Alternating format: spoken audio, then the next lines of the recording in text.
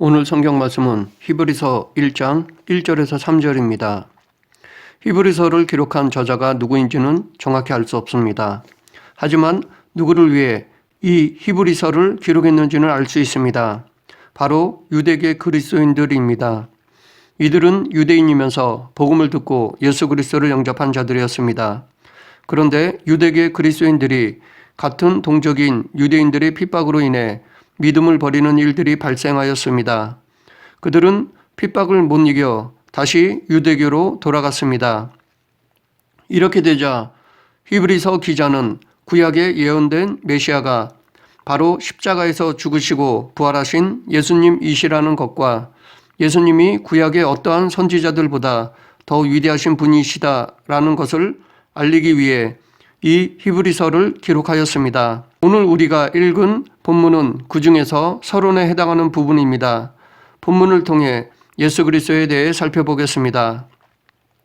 1절 옛적의 선지자들을 통하여 여러 부분과 여러 모양으로 우리 조상들에게 말씀하신 하나님이 히브리서 기자는 하나님을 구약시대의 선지자들을 통하여 말씀하신 분으로 소개하고 있습니다. 하나님은 어떤 분이십니까? 하나님은 영적인 분이십니다. 볼 수도 없고 만질 수도 없는 분이십니다. 그러면 우리는 인간의 오감으로 감각할 수 없는 하나님의 존재를 어떻게 알 수 있을까요? 그것은 말씀을 통해서입니다. 하나님은 말씀으로 세상을 창조하셨습니다. 또한 말씀으로 아브라함을 불렀습니다. 말씀으로 모세에게 당신의 뜻을 전하셨습니다. 이렇게 말씀을 통해 우리는 하나님의 존재를 알 수 있습니다. 이 말씀하시는 하나님이라는 말에는 큰 의미가 포함되어 있습니다. 말하는 것은 듣는 것을 전제로 합니다. 독백도 정작 자신을 대상으로 하는 것입니다. 만약 듣는 대상이 없다면 말이 필요 없습니다. 그래서 하나님이 말씀하신 것은 인간들을 향한 것입니다. 그렇기 때문에 모든 인간은 하나님의 말씀을 들어야 합니다. 또한 하나님께서 말씀하셨다는 것은 우상과의 대표적인 차이점입니다. 우상은 입이 있어도 말할 수 없습니다.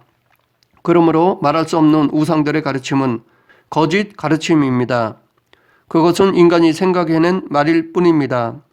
말할 수 없는 헛된 우상에 대해 하박국 선지자는 새긴 우상은 그 새겨 만든 자에게 무엇이 유익하겠느냐?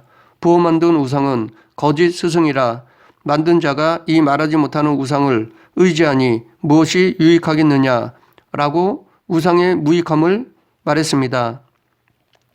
또한 하나님은 일방적으로 말씀만 하시지 않으십니다. 우리의 모든 말들을 들으십니다. 반면에 우상은 귀가 있어도 들을 수 없습니다. 듣지 못하니까 당연히 반응하지 못합니다. 그러하기에 우상에게 아무리 빌어도 헛된 것입니다. 이러한 헛된 우상에 대해서 시편 기자는 열방의 우상은 은금이요 사람의 수공물이라 입이 있어도 말하지 못하며 눈이 있어도 보지 못하며 귀가 있어도 듣지 못하며 그 입에는 아무 기식도 없나니 그것을 만든 자와 그것을 의지하는 자가 다 그것과 같으리로다 라고 우상의 헛됨을 말했습니다. 혹 우상을 통한 귀신의 역사가 있을 수는 있지만 그것은 오히려 사람을 괴롭히는 것이며 결국 자기의 노예로 만들어 사망으로 이끄는 것입니다. 하나님은 구약 때는 여러 선지자들에게 여러 부분과 모양으로 말씀하셨습니다. 여기서 여러 부분이라는 것은 여러 시기를 말하고 여러 모양이라는 것은 다양한 방법을 말합니다. 이것은 하나님은 획일적으로 당신의 뜻을 전하지 않았다는 것입니다. 하나님은 시대에 따라 선지자들에게 다양한 방법으로 당신의 뜻을 전하셨습니다. 다니엘에게는 꿈을, 아모스에게는 환상을, 호세아에게는 말씀으로. 그런데 민수기 12장 6절에서 다른 것보다 직접 말씀을 나눈 모세를 더 높여주셨습니다. 이르시되 내 말을 들으라. 너희 중에 선지자가 있으면 나 여호와가 이상으로 나를 그에게 알리기도 하고 꿈으로 그와 말하기도 하거니와 내 종 모세와는 그렇지 아니하니 그는 나의 온 집에 충성됨이라.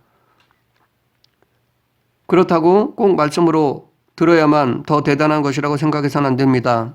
우리는 다양하게 말씀하시는 하나님께 열려 있어야 합니다. 또한 하나님이 선지자를 통하여 말씀하셨다는 것은 선지자 안에서 말씀하셨다는 의미로 하나님께서 선지자들을 기계적으로 사용한 것이 아니라 인격적으로 역사하셨다는 것을 내포합니다. 하나님은 마치 성경을 유기적 영감으로 기록하셨던 것처럼 선지자들에게도 이렇게 역사하셨습니다. 그래서 요나는 하나님의 말씀을 들었음에도 의지적으로 도망쳤습니다. 하나님은 선지자들로 하여금 최면을 걸어 명령을 내리신 것이 아니라 선지자의 자유의지가 살아있는 상태에서 말씀하신 것입니다. 그래서 요나는 의지적으로 하나님의 말씀에 불순종했던 것입니다. 그러나 하나님의 뜻은 절대로 꺾이는 법이 없습니다.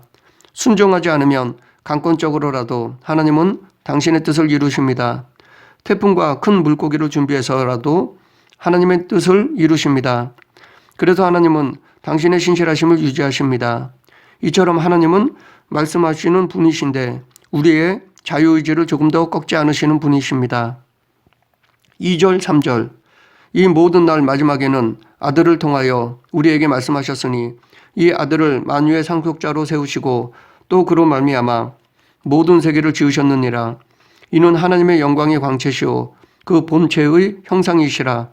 그의 능력의 말씀으로 만물을 붙으시며 죄를 정결하게 하는 일을 하시고 높은 곳에 계신 지극히 크신 이의 우편에 앉으셨느니라. 여기서 이 모든 날 마지막에는 이라고 하는데 언제가 마지막입니까? 예수님의 재림이 마지막입니다. 그런데 재림은 초림과 승천을 전제합니다. 그렇기 때문에 마지막 때는 승천 이후의 모든 시간을 말합니다. 우리는 예수님의 재림이 언제인지 아무도 모릅니다. 그렇기 때문에 우리는 항상 오늘이 마지막 날로 여겨야 합니다. 즉, 매 순간순간이 마지막 때라고 생각해야 합니다. 그렇기 때문에 우리는 아무렇게나 살아서는 안 됩니다. 슬기로운 다섯 처녀처럼 등과 기름을 준비하고 있어야 합니다. 믿음으로 살아야 합니다. 이것이 종말론적 삶이라고 하는데 그리스도인은 이러한 삶을 살아야 합니다. 계속해서 아들을 통하여 우리에게 말씀하셨으니 라고 하는데 구약 때는 선지자들을 통해 말씀하셨습니다. 그런데 이스라엘 백성들은 하나님의 말씀을 깨닫지 못하고 오히려 불의를 행하였습니다. 그래서 참되 못한 하나님께서 성자를 통해 직접 말씀하셨고 참 순종이 무엇인지를 보여주셨습니다. 그러므로 성육신 하신 예수님의 모든 말씀은 곧 하나님의 말씀인 것입니다. 또한 예수님의 삶은 가시적인 하나님의 말씀입니다. 그래서 사도 요한은 예수님을 말씀이 육신이 되어 우리 가운데 거하심에 우리가 그의 영광을 보니 아버지의 독생자의 영광이요 은혜와 진리가 충만하더라 라고 하였습니다. 히브리서 기자는 2절 3절에서는 예수 그리스도가 어떤 분이신지를 7가지로 말하고 있습니다.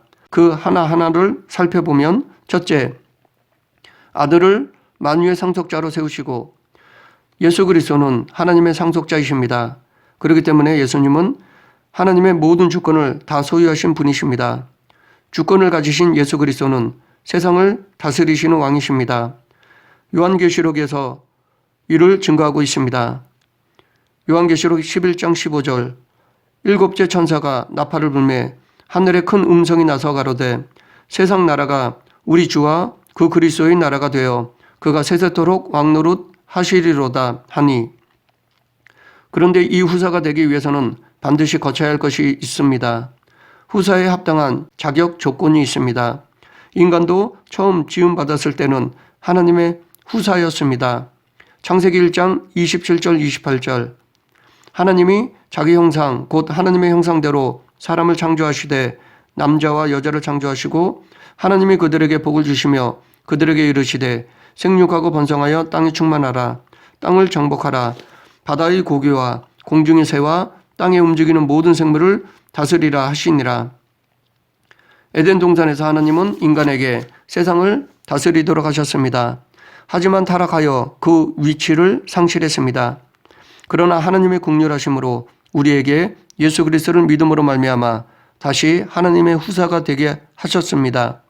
이것에 대해 사도 바울은 로마서 8장 17절에서 자녀이면 또한 후사 곧 하나님의 후사요 그리스도와 함께한 후사니 우리가 그와 함께 영광을 받기 위하여 고난도 함께 받아야 될 것이라 라고 하였습니다. 그런데 여기서 상속자로서 영광을 받기 위해서는 고난도 함께 받아야 한다고 말하고 있습니다. 이것은 곧 그리스도인이 피할 수 없는 것이 고난이라는 것입니다. 어쩌면 이것은 당연한 것입니다. 왜냐하면 거룩한 하나님의 백성이 악한 세상에 살아가야 하기 때문입니다. 그러므로 우리도 그리스도인으로서 우리가 원치 않아도 고난이 있을 수 있다는 것을 각오해야 합니다. 둘째, 그로 말미암아 모든 세계를 지으셨느니라. 예수 그리스도는 창조자이십니다. 하나님은 세상을 말씀으로 창조하셨는데 혼자서 하신 것이 아닙니다. 예수 그리스도와 함께 창조하셨습니다. 그것을 요한복음 1장 2절 3절에서 그가 태초에 하나님과 함께 계셨고 만물이 그로 말미암아 지은 바 되었으니 지은 것이 하나도 그가 없이는 된 것이 없느니라 라고 하였고, 또한 사도 바울은 골로새서 1장 16, 17절에서 만물이 그에게서 창조되되 하늘과 땅에서 보이는 것들과 보이지 않는 것들과 혹은 보좌들이나 주관들이나 정사들이나 권세들이나 만물이 다 그로 말미암아 그를 위하여 창조되었고 또한 그가 만물보다 먼저 계시고 만물이 그 안에 함께 섰느니라 라고 하였습니다. 여기서 그는 예수 그리스도를 말합니다. 이처럼 예수 그리스도도 창조 사역에 함께 하셨습니다. 그런데 성부 성자뿐 아니라 성령님께서도 창조 사역에 동참하셨습니다. 창세기 1장 2절에 보면 땅이 혼돈하고 공허하며 흑암이 깊음 위에 있고 하나님의 신은 수면에 운행하시니라 라고 말하고 있는데, 여기서 하나님의 영은 성령님을 말하며 성령님이 운행하신다는 것은 알을 품듯이 아직 조화되지 않은 창조 세계를 품고 있다는 것입니다. 이 말씀에서 알 수 있듯이 성령님도 창조 사역자이십니다. 그러하기에 삼위일체 하나님이 창조자이십니다. 셋째, 이는 하나님의 영광의 광채시오. 예수 그리스도는 본질이 하나님과 같습니다. 여기서 광채를 두 가지로 볼 수 있습니다. 먼저 스스로 빛을 내는 발광체인 것입니다. 예수 그리스도는 빛 그 자체이십니다. 요한복음 1장 9절 10절 참빛 곧 세상에 와서 각 사람에게 비추는 빛이 있었나니 그가 세상에 계셨으며 세상은 그로 말미암아 지은 바 되었으되 세상이 그를 알지 못하였고, 이것은 예수 그리스도의 신성을 말합니다. 다음은 광채가 빛을 반사하는 반사체인 것입니다. 예수님은 하나님의 영광을 드러내는 중보자이셨습니다. 그래서 우리에게 하나님의 영광을 당신을 통해 드러내셨습니다. 반사체 역할을 하셨습니다. 이것은 예수 그리스도의 인성을 말합니다. 이처럼 예수님은 신성과 인성을 완벽하게 다 소유하신 분이십니다. 넷째, 그 본체의 형상이라. 예수 그리스도는 본질적으로 하나님과 동등하십니다. 즉 예수님은 하나님 그 자체이십니다. 그래서 예수님을 보는 것이 곧 하나님을 보는 것입니다. 골로새서 1장 15절 상반절 그는 보이지 아니하시는 하나님의 형상이요. 요한복음 14장 8절부터 10절 빌립이 가로되 주여 아버지를 우리에게 보여주옵소서 그리하면 족하겠나이다. 예수께서 가라사대 빌립아 내가 이렇게 오래 너희와 함께 있으되 내가 나를 알지 못하느냐. 나를 본 자는 아버지를 보았거늘 어찌하여 아버지를 보이라 하느냐. 나는 아버지 안에 있고 아버지는 내 안에 계신 것을 내가 믿지 아니하느냐. 내가 너에게 이르는 말이 스스로 하는 것이 아니라 아버지께서 내 안에 계셔 그의 일을 하시는 것이라 라고 예수님은 빌립에게 하나님과 자신이 같음을 말씀하셨습니다. 그런데 예수 그리스도는 하나님과 동등하심에도 불구하고 겸손하셨습니다. 그래서 사도 바울은 빌립보서 2장 6절 7절에서 그는 근본 하나님의 본체시나 하나님과 동등됨을 취할 것으로 여기지 아니하시고 오히려 자기를 비워 종의 형체를 가져 사람들과 같이 되었고 라고 종으로서 겸손함을 밝히셨습니다. 예수 그리스도가 보여주신 겸손 중에 최고의 겸손은 성육신입니다. 또한 공생의 기간 중에도 겸손한 삶을 사셨습니다. 다섯째, 그의 능력의 말씀으로 만물을 붙드시며. 예수 그리스도는 만물을 이끌어 가시는 분이십니다. 그런데 예수님은 이 세상을 맹목적으로 이끌어 가시는 것이 아닙니다. 하나님께서 창세전부터 세우신 목적을 가지고 이끌어 가십니다. 그 창세전부터 세우신 목적은 하나님의 영광입니다. 예수님은 이 땅에서 하나님의 영광이라는 목적을 완성하셨습니다. 하나님께서도 이사야 43장 21절에서 이 백성은 내가 나를 위하여 지었나니 나의 찬송을 부르게 하려 함이라 라고 영광을 받고자 인간을 지으신 목적을 밝히셨습니다. 그래서 사도 바울은 고린도전서 10장 31절에서 그런즉 너희가 먹든지 마시든지 무엇을 하든지 다 하나님의 영광을 위하여 하라 라고 하였습니다. 하나님의 영광은 모든 그리스도인의 삶의 우선순위가 되어야 합니다. 우선순위라는 것은 다른 것도 인정하는 것입니다. 즉 물질명예 권력도 살아가면서 필요한 것들로 인정하는 것입니다. 왜냐하면 이 모든 것도 하나님께서 허락해 주신 것이기 때문입니다. 마태복음 6장 33절 그런즉 너희는 먼저 그의 나라와 그의 의를 구하라. 그리하면 이 모든 것을 너희에게 더하시리라. 여기서 먼저 구할 것이라고 했지 그것만 구하라고 말하지 않았습니다. 또한 마태복음 4장 4절 상반절 예수께서 대답하여 이르시되 기록되었으되 사람이 떡으로만 살 것이 아니요. 여기서 떡으로만이라고 말함은 예수님께서도 떡도 필요하다는 것을 인정하시는 것입니다. 또한 예수님께서는 하나님만을 사랑하라고 하시지 않으셨습니다. 이웃도 사랑하라고 말씀하셨습니다. 마가복음 12장 28절부터 34절 예수께서 대답하시되 첫째는 이것이니 이스라엘아 들으라. 주 곧 우리 주 하나님은 유일한 주시라. 내 마음을 다하고 목숨을 다하고 뜻을 다하고 힘을 다하여 주 너희 하나님을 사랑하라 하신 것이요. 둘째는 이것이니 내 이웃을 내 자신과 같이 사랑하라 하신 것이라. 이보다 더 큰 계명이 없느니라 라고 말씀하셨습니다. 이렇게 하나님 사랑만 말씀하시지 않고 이웃 사랑을 함께 말씀하신 이유는 하나님 사랑은 이웃 사랑으로 증명되기 때문입니다.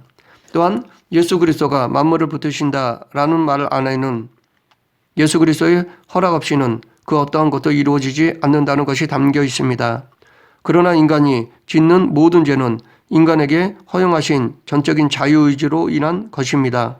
그렇기 때문에 죄책을 예수 그리스도께로 돌릴 수 없습니다. 그러나 죄로 인한 상황에서도 예수님은 끝까지 붙드시고 인도하십니다. 결코 한번 붙잡은 인생을 중간에 포기하여 놓는 경우는 없습니다. 이것을 우리는 성도의 견인이라고 합니다. 여섯째, 죄를 정결하게 하는 일을 하시고 예수 그리스도는 모든 죄값을 대속하시는 분이십니다. 이것은 예수 그리스도가 이 땅에서 이루신 가장 큰 일입니다. 이 일 자체가 하나님의 사랑과 공의를 완성하는 것입니다. 그렇기 때문에 예수 그리스도의 대속은 하나님께 영광이 되는 것입니다. 인류는 죄로 인해 죽을 수밖에 없어서 구약되는 하나님의 은혜로 동물의 피로 일시적으로 용서해 주셨지만 근본적인 죄값은 치르지는 못했습니다. 그래서 예수님은 이 땅에 오셔서 십자가를 지심으로 모든 죄값을 단번에 치르셨습니다. 그것도 일시적인 것이 아니라 영원히 치르셨습니다. 이렇게 십자가를 통해 우리의 구원을 완성하셨습니다. 이것을 사도 바울이 증거하였습니다. 사도 바울은 로마서 3장 23절부터 25절에서 모든 사람이 죄를 범하였음에 하나님의 영광에 이르지 못하더니 그리스도 예수 안에 있는 속량으로 말미암아 하나님의 은혜로 값없이 의롭다 하심을 얻은 자 되었느니라. 이 예수를 하나님이 그의 피로써 믿음으로 말미암아 화목제물로 세우셨으니 이는 하나님께서 길이 참으시는 중에 전에 지은 죄를 간과하심으로 자기의 의로우심을 나타내려 하심이니 라고 하였습니다. 일곱째, 높은 곳에 계신 지극히 크신 이의 우편에 앉으셨느니라. 예수 그리스도는 하나님의 우편에 계십니다. 우편은 권위를 의미하는데 예수님은 하나님의 모든 권위를 가지신 분이십니다. 이것에 대해 이미 시편에 예언되어 있습니다. 시편 110편 1절 여호와께서 내 주에게 말씀하시기를 내가 내 원수들로 내 발판이 되게 하기까지 너는 내 오른쪽에 앉아 있으라 하셨도다. 그리고 이 시편의 예언이 예수 그리스도를 통해 성취되었음을 스데반 집사를 통해 알 수 있습니다. 사도행전 7장 55절 스데반이 성령이 충만하여 하늘을 우러러 주목하여 하나님의 영광과 및 예수께서 하나님 우편에 서신 것을 보고 예수 그리스도는 지금도 하나님의 우편에 앉아 계십니다. 말씀을 정리하겠습니다. 오늘 본문을 통해 예수 그리스도에 대해 7가지를 살펴보았습니다. 예수 그리스도는 하나님의 상속자이십니다. 창조자이십니다. 본질이 하나님과 같습니다. 본질적으로 하나님과 동등하십니다. 만물을 이끌어 가시는 분이십니다. 죄값을 대속하신 분이십니다. 하나님의 우편에 계신 분이십니다. 이 예수님께서 우리들을 위해 더 구체적으로 나를 위해 이 땅에 오셨습니다. 그러므로 우리는 예수 그리스도를 믿고 그의 가르침에 순종해야 합니다. 예수 그리스도를 믿고 순종함으로 충성된 제자가 되는 저와 여러분이 되길 간절히 축원합니다. 기도하겠습니다. 사랑과 은혜가 풍성하신 하나님 아버지, 저희들을 사랑하시어 죄 없으신 예수 그리스도를 보내주시고 깨끗게 해주심을 감사합니다. 위대하심에도 저희들을 위해 낮아지신 예수 그리스도의 삶을 본받아 겸손히 살아가는 그리스도인이 되게 하여 주시옵소서. 예수님 이름으로 기도드립니다. 아멘.